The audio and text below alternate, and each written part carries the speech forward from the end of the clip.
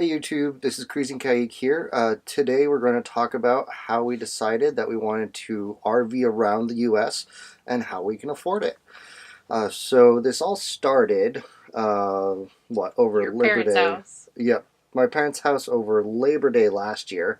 We were watching one of these destination shows and had the crazy idea of, boy, if we could, it'd be great to have our own island in the Caribbean. That morphed into, okay, well, maybe not at our own island, but maybe sailing the Caribbean with the birds. And because Kumquat is a black-capped kayak, and he might be more difficult to go through customs, we figured that's probably a very impractical idea. And so then one of us threw out, well, what about an RV? From I think there, that was me. probably you.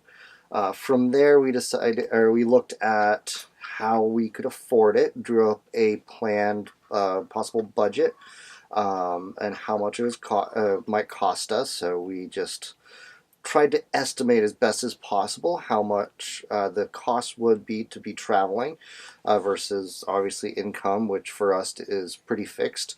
Right now, I have a steady 9 to 5 job working doing IT, where as long as I have internet access, I can work. To be able to make sure I always have internet access, we have unlimited data plans for our cell phones, and also a hotspot from we use Verizon, but just any of the major carriers would work. And then also, we're lucky enough that we have a house in Denver, Colorado, and we're able to rent that out for more than the mortgage. So we're having tenants pay down the loan, the mortgage, and also having some supplemental income that way. So thank you to everybody who's moving to Denver. You are helping to fund our RV adventure. Yep. uh, yeah, I think that's basically what Michael does, and I do romance writing. So I have less of a steady income than he does because every month fluctuates, but it's a lot of fun, and he's allowed me the chance to do writing full time, which is awesome. So it's great.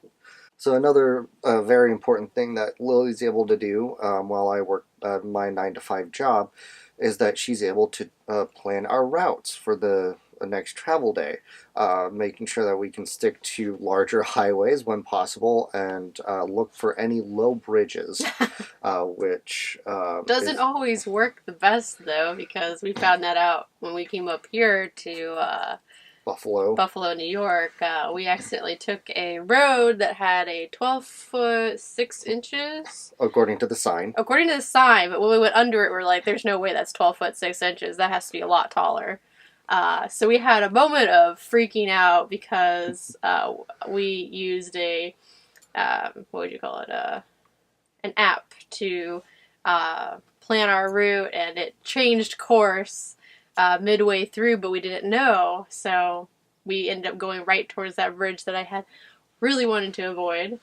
But it all worked out in the end, so that's good. But definitely looking at your plan of where you want to go and what you want to do, because those roads can be tricky. We've also used this really awesome app on our iPhones. Do you know what it's called? The RVing app? Or Yeah. I don't. Well, I will find out and I will put it in the comments, but it is $10, I think, and it's been pretty much a lifesaver just in terms of knowing where we can fit and where we can't fit the RV. So I'd highly recommend that if you're going to do the RV thing. I think that's it that we have to talk about. Yep.